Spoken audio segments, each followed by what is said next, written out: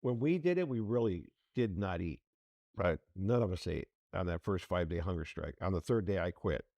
But there were people that did the 5 days, and 3 days was rough for me. I felt the physical effects, and I believe it was on the third or fourth day they started weighing people for medical protocol, right?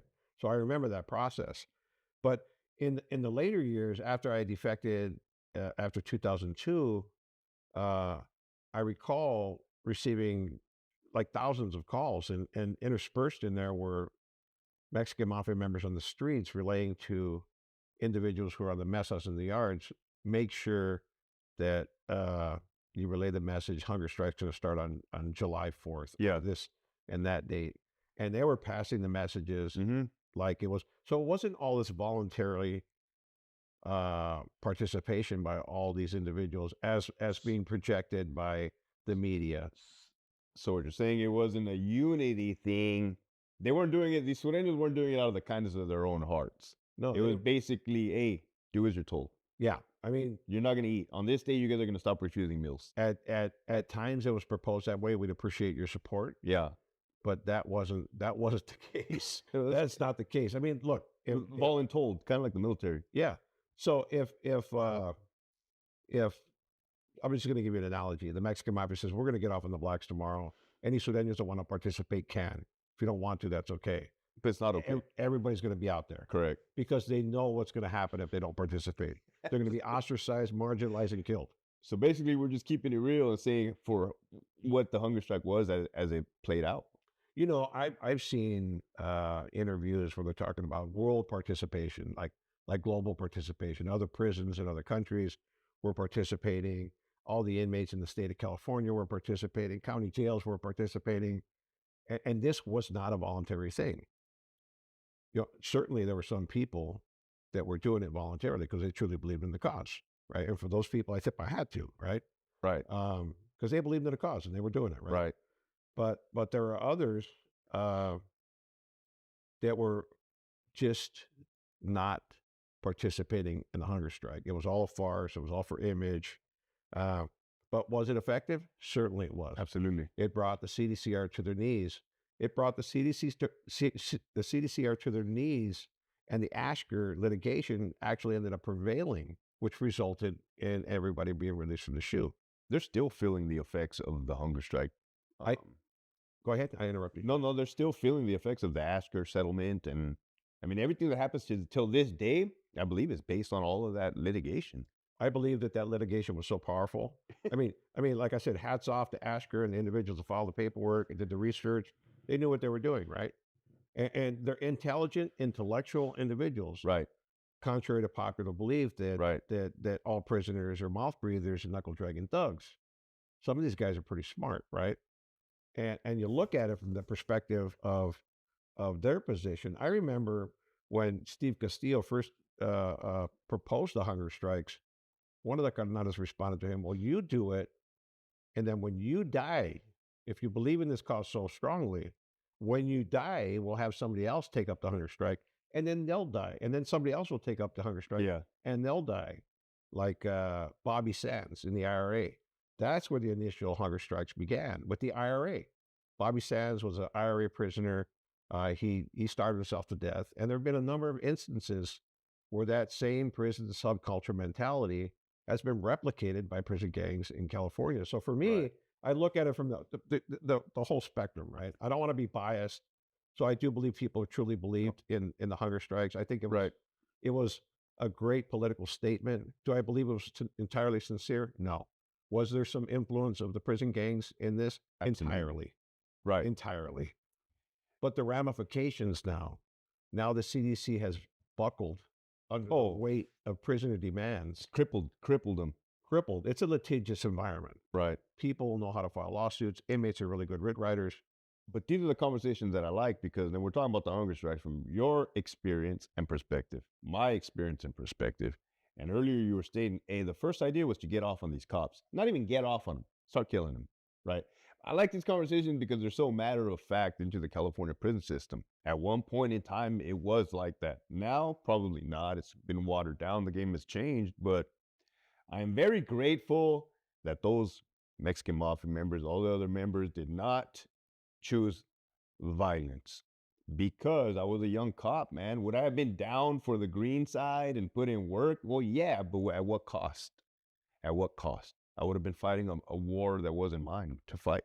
Inmates Yet would have again. died, guards would have died. Absolutely. You know, there's no doubt in my mind. And that was the mentality. And I'm the first to admit that's the animal that I was. Correct. Because I was one of the first ones saying, let's whack cops. Let's whack cops. Yeah. I mean, but everybody knew what time it was. Everybody was on that same page. Mm-hmm. And we could, when we start talking about the violence part of CDCR and why, you know, when we get into rehabilitation, why stuff will work and why stuff won't work. Yeah, that'll be our next topic. Right. But do you think that the CDC will ever recover Fuck no. from the Asker suit? Absolutely not. Not because of the Asker settlement, but because of the incompetent so-called leaders and administration.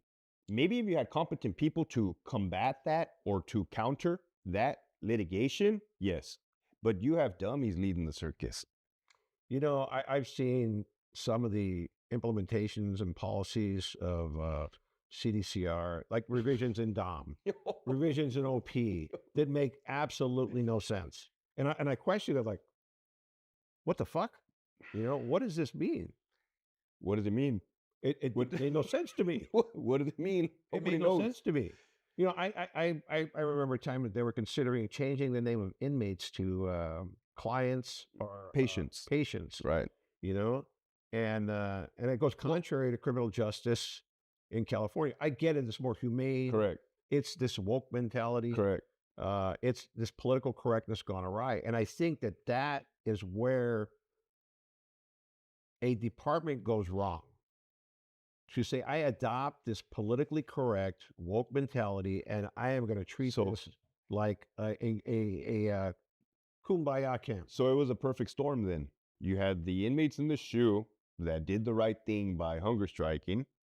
The stars aligned. You had a woke administration, the right puppeteers in place, and it just created what we currently have. This didn't the current state of CDCR did not happen overnight. No. This has been evolving. This is since 2012, I would say. Yeah, this is since before. Okay. Because the administration was adamantly opposed to negotiation with inmates during the 2000 peace talks, when they allowed us to walk, all the gang leaders to walk. Brian Perry came and saw us, and a representative from Senator Hayden's office came down, and we had real Sacramento bigwigs here negotiating with us.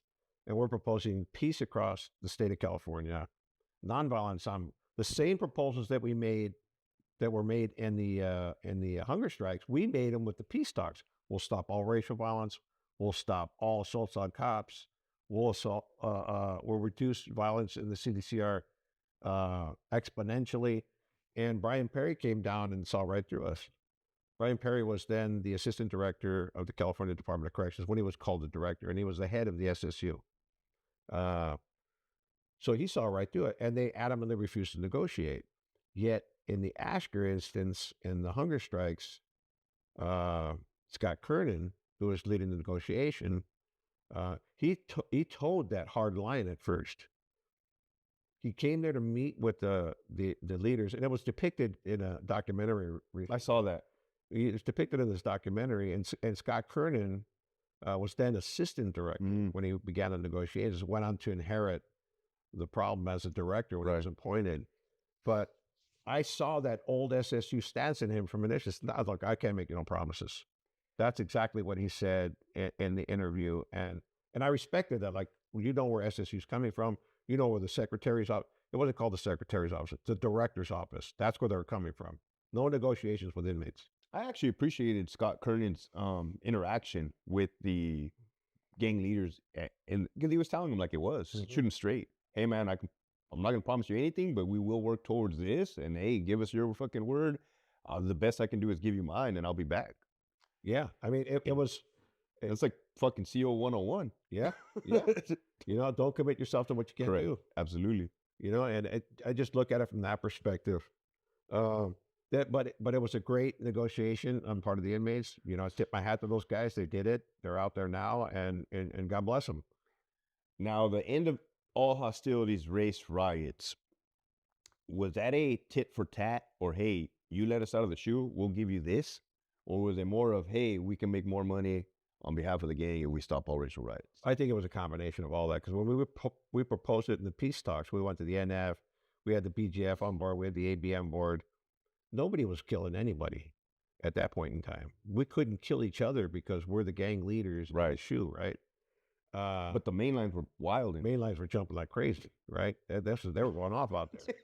Riots everywhere. You know, they didn't even need permission. Get it. Get it. No. Get it. You know, that's how it was. Somebody sends a letter, hey, get it. Not even a letter. Yeah, you're right. Disrespect or perceived Get it. disrespect, and it's over. Yeah, it was crazy. Yeah.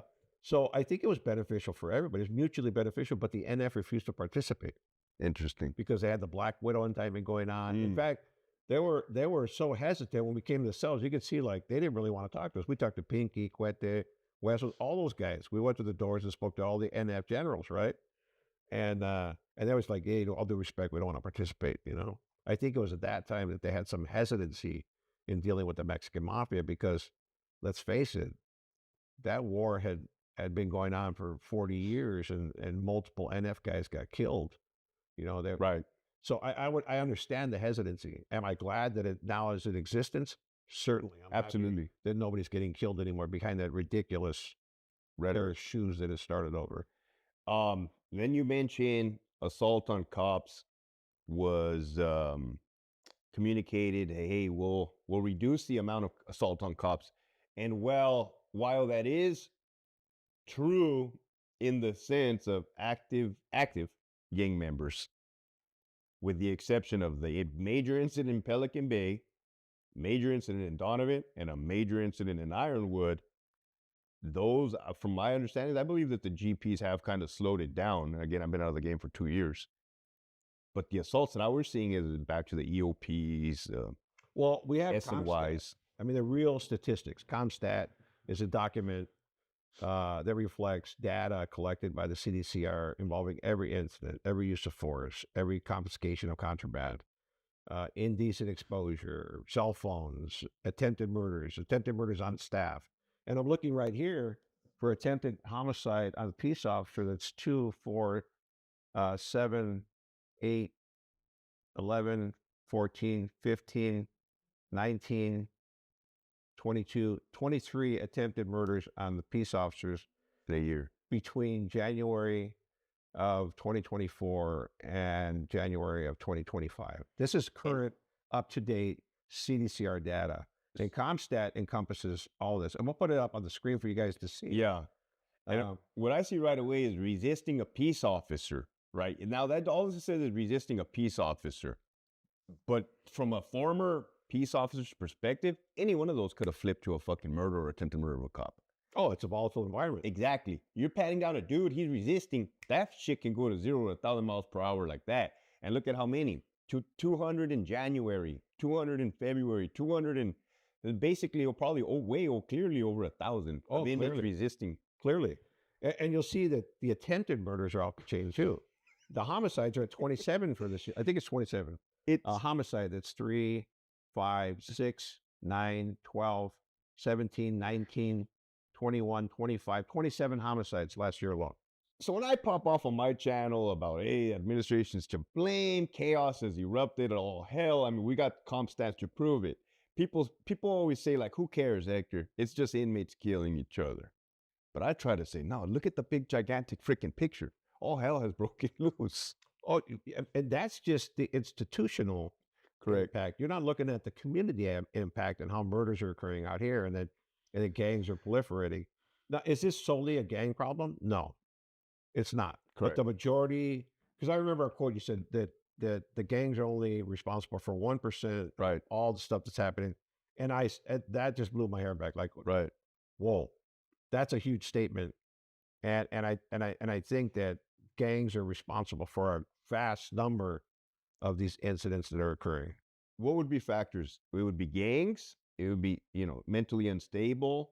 But I want to sum in administration. I don't like letting them off the hook, man, because I know what they're capable of. I believe that the administration is responsible for the current state of affairs by creating this non-designated housing program, having this woke mentality, overlooking everything that's happening, the lack of prosecution on murders, the lack of indictments for criminal activities. Look, and I'm not one to criticize an administration. My experiences with the secretary's office have been extraordinary. Extraordinary. The CDCR, when I was in their care and when I was in their custody, they took care of me. No, did I meet some dicks? Yeah, no, experiences may vary. Experiences vary, right? But we're looking like at the whole picture, the violence, the out of control, the record numbers. One of the designers of and implementers and participants in the devising of this program is Brian Perry. He's opposed to just having a modified SHU where inmates can only be held for 15 to 45 days, right? There's a matrix now for each specific offense, and that's in California Administrative Code Title 15, where you commit a homicide, I think that you have a specific amount of time, then you're kicked right back out of the SHU. But there has to be a program that separates the wheat from the chaff. There should be. So the reason why these numbers are so high, and it's the violence is ongoing, is because there is no measures that used to be in place at one point in time. Those measures are no longer in place, such as lockdowns of facilities. You batter a cop, you punch a correctional officer, at least 2 weeks, 1 month lockdown of the yard. Well, that's a contemporary practice, modified program and lockdown, right? Back in the day, if you assaulted a cop, you're going to catch the fucking blues.